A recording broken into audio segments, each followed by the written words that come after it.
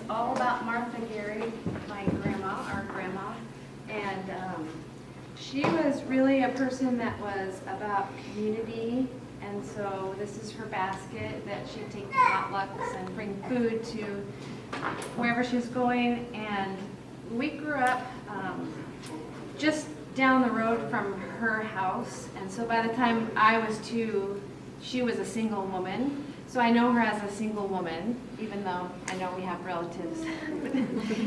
So we would go to Grandma's house all the time, and she would let us bake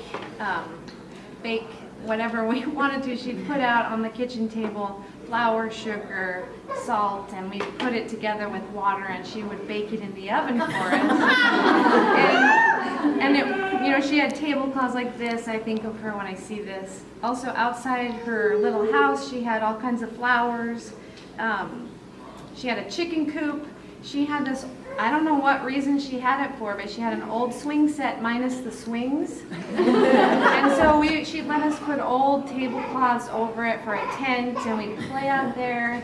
And then I remember her as having long hair, really dark for most of her life. She didn't gray, but these are her hairpins. And this is also hers, and she really did she cared about people a lot, I think, and she showed it. Sort of like that was her form of prayer, was just doing things for people. And so this is her birthday book where she kept track of people's birthdays, family, and then she would know when to send them a birthday card. So it's got her handwriting in there. She was a quilter, and she would let people come and quilt with her at the house. It'd be set up there. And then did any of you quilt with? Okay. Yeah, I'm sure it happens, I guess. But she was an expert quilter. I mean, lots of stitches to the needle. And she let anyone come and they'd talk, and then if the stitches didn't match up, they came out after.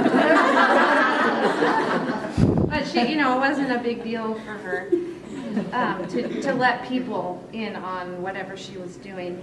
And then she and her really just her and one of her sisters would take us girl cousins, that's all there were, to the beach for a weekend often, like once a year. And so I have the beach sand and shells, and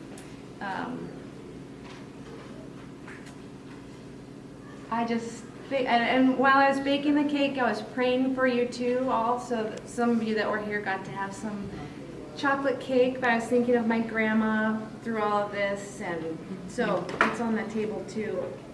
She was a pretty amazing person, I think, and I would love to be more like her.